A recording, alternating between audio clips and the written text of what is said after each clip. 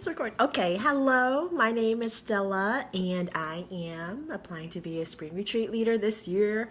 So let's go ahead and get this ball rolling because it has to end in 5 minutes. Okay, so please share a specific time in your life where someone has impacted you and how this compels you to impact others every day. Someone in my life that has impacted me greatly is my eighth grade math teacher, Mrs. Weeks, who I got super close with in eighth grade, and then she moved to my high school to start teaching math there too. So she's just been literally one of my best friends ever since the beginning. But I remember junior year of high school, I found out that she had stage 4 lung cancer, and the doctor said that she just did not have much time to live. And so, funny thing is that 4 years later, she's still healthy, she's still alive, and she has beaten cancer multiple times.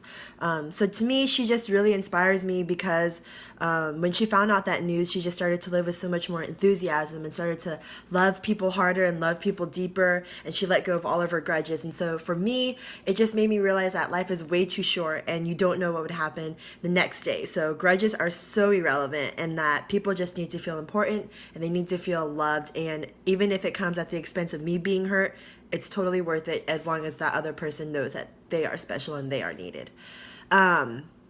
So the thing that I remember the most as a new member at the Florida Cicerones spring retreat was probably the fact or the time where we all shared our little gifts with each other, or like the special what are they called? The special little knickknacks that we had to bring to symbolize something of importance. And so to me, this just represented the first time that I saw the real emotion behind some of the most polished people that I've ever met in my life. And it was the first time that behind all the hype and all that awesome, like, oh my gosh, I'm a Cicerone feeling, to more of humility and brokenness and vulnerability. And to me, I think that is the first time that I realized what true leadership is, and that you don't have to be this perfect, polished person on the outside, but that Cicerones are actually true, real human beings, and that at the end of the day, that Cicerone name tag is just a title, and that a true leader is someone who is not afraid to just humble themselves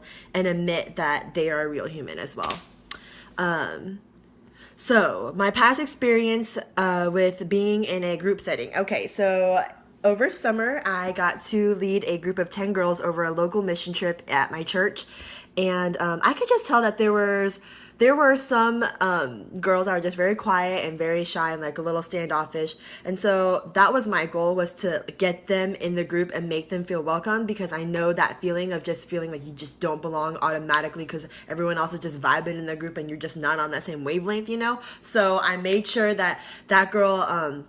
There's one specific girl that she felt very welcomed. And so the way I like to do this stuff is just by being myself, like just being goofy, being vulnerable, not being afraid for people to see my weaknesses and actually boasting in that, so that that other person feels very comfortable as well. Closest friends would describe my greatest strength as making sure that every person I've met has left feeling very important and very special and very valued. That's something that I just really, really try to do every single day in my life. And sometimes I fail, but it is a goal of mine. My greatest weakness would probably be people pleasing, for sure. And that leads to indecisiveness, because I don't want to make anyone upset. So I try to make the decision that will make everyone happy, but then the decision never happens because I'm so freaking indecisive. So, it's okay. All right. And then, what new elements, discussion topics, and activities would you like to see in this year's spring retreat? Elements from past retreats that you would like to see change. So, one thing that I totally wrote down was the name sheet thing. That was so helpful in memorizing names. I'm terrible at that, and I thought it was going to be impossible to memorize all these names, but it is possible as long as you have that sheet thing. So definitely I would keep that.